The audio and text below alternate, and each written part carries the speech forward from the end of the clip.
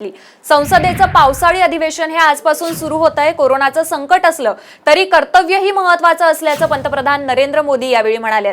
अनेक विषयांवर या अधिवेशनात चर्चा होईल असं देखील त्यांनी सांगितलंय। लस येईपर्यंत खबरदारीबाबत पर्याय नाही असंही मोदी म्हणाले। त्याचप्रमाणे देशातील सीमांचं रक्षण करण्यासाठी सैनिक सज्ज असल्याचं सांगत देशातील सैनिकांच्या मागे संपूर्ण देश उभा असल्याचं मोदींनी यावेळी सांगितलंय। एक लंबे अंतराल के बाद आज आप सबके दर्शन हो रहे हैं। आप सब कुशल है ना?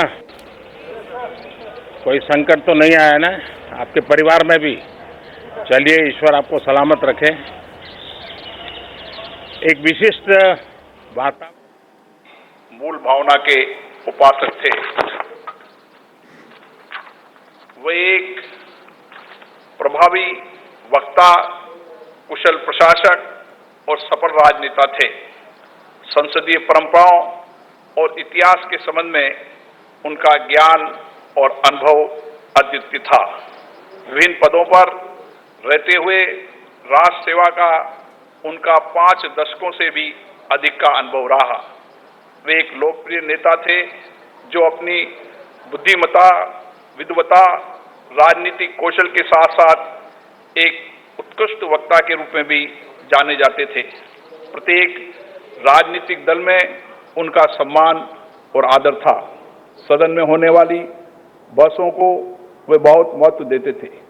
संसद के केंद्रीय कक्ष में अपने विधायी भाषण के दौरान उन्होंने सभी पार्टियों के विशिष्ट वक्ताओं का नाम लेकर कहा था कि उनके भाषणों ने उनके व्यक्तित्व को गढ़ने का काम किया। उनका विचार था कि भारत का संविधान मात्र एक कानूनी दस्तावेज नहीं है, बल्कि देश के सामाजिक आर्थिक परिवर्तन के लिए मैग्ना कार्टा के समान है।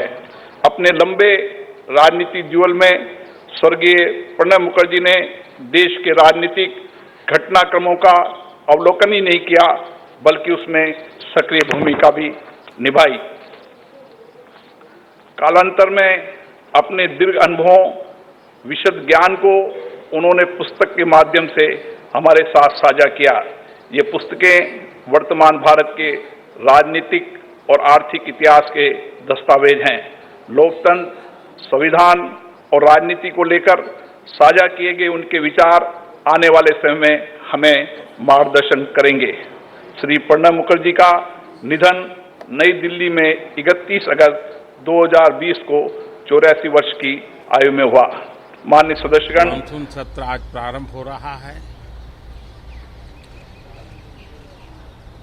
कोरोना भी है, कर्तव्य भी है और सभी सांसदों ने कर्तव्य का रास्ता चुना है। मैं सभी सांसदों को इस पहल के लिए बधाई देता हूं, अभिनंदन करता हूं और धन्यवाद भी करता हूं। बजट सत्र समय से पहले ही रोकना पड़ा था। इस बार भी दिन में 2 बार, एक बार राज्यसभा, एक बार लोकसभा, समय भी बदलना पड़ा है। सैटरडे संडे भी इस बार कैंसिल कर दिया गया है।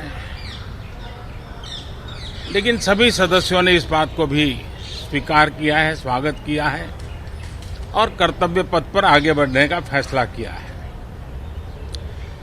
इस सत्र में कई महत्वपूर्ण निर्णय होंगे, अनेक विषयों पर चर्चा होगी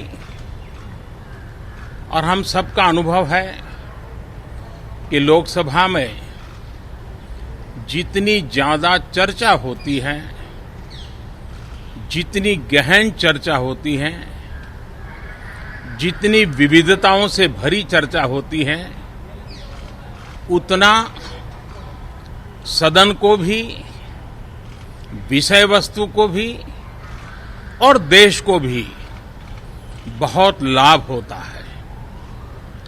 इस बार भी उस महान परंपरा में हम सभी सांसद मिलकर के वैल्यू एडिशन करेंगे, ऐसा मेरा विश्वास है।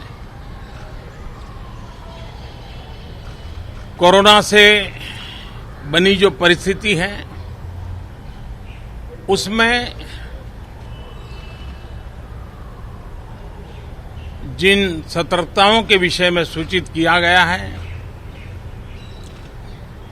उन सतर्कताओं का पालन हम सबको करना ही करना है।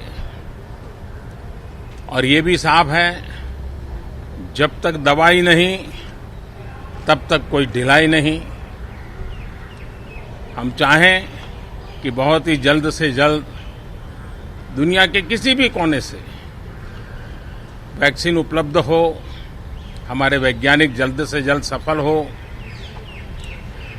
और दुनिया में हर किसी को इस संकट में से बाहर निकालने में हम कामयाब हो। इस सदन की और भी एक विशेष जिम्मेवारी है और विशेष करके इस सत्र की विशेष जिम्मेवारी है। आज जब हमारी सेना के वीर जवान सीमा पर डटे हुए हैं, बड़ी हिम्मत के साथ, जज्बे के साथ, बुलंद हौसलों के साथ दुर्गम पहाड़ियों में डटे हुए हैं और कुछ समय के बाद बर्फ वर्षा भी शुरू होगी। जिस विश्वास के साथ वो खड़े हैं, मातृभूमि की रक्षा के लिए डटे हुए हैं, ये सदन भी, सदन के सभी सदस्य एक स्वर से, एक भाव से, एक भावना से, एक संकल्प से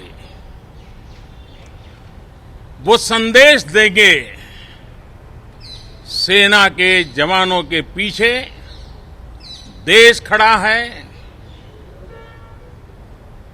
संसद और सांसद सदस्यों के माध्यम से खड़ा है, पूरा सदन एक स्वर से देश के वीर जवानों के पीछे खड़ा है।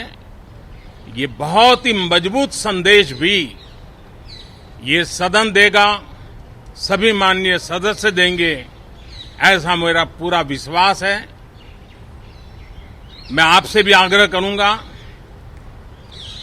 कि कोरोना के कालखंड में आपको पहले की तरह मुक्ति से सब जगह पे जाने का अवसर नहीं मिलेगा। अपनों को खुद जरूर संभालना दोस्तों। खबरें तो मिल जाएगी, आपके लिए कोई मुश्किल काम नहीं है, लेकिन खुद को जरूर संभालना, ये मेरी आपको पर्सनल प्रार्थना है। थैंक यू दोस्तों। 71 वर्ष की आयु में हुआ श्री माधव राव पाटिल 12वीं लोकसभा के सदस्य थे, जो महाराष्ट्र के नासिक संसदीय निर्वाचन क्षेत्र का प्रतिनिधित्व करते थे। श्री माधवराव पाटिल वाणिज्य संबंधी समिति के सदस्य थे। श्री माधवराव पाटिल का निधन महाराष्ट्र के नासिक में 14 जून 2020 को 80 वर्ष की आयु में हुआ। श्री हरिभाव माधव जावले 14वीं और 15वीं लोकसभा के सदस्य थे, जो महाराष्ट्र के जलगांव संसदीय निर्वाचन क्षेत्र का प्रतिनिधित्व करते थे। वह सामाजिक न्याय, अधिकारिता संबंधी समिति, जल संसाधन समिति और रेल संबंधी समिति के सदस्य थे।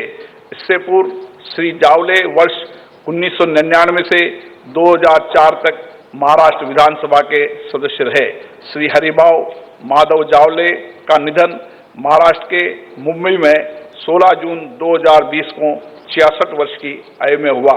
श्रीमती सरोज दुबे उत्तर प्रदेश के इलाहाबाद संसदीय निर्वाचन क्षेत्र से वर्ष 1991 से 1996 तक 10वीं लोकसभा की सदस्य थी। वह वर्ष 1998 से 2004 तक राज्यसभा की सदस्य भी रही। श्रीमती दुबे सरकारी आश्वासनों संबंधी समिति, विज्ञान प्रौद्योगिकी संबंधी समिति, पर्यावरण और वन संबंधी समिति,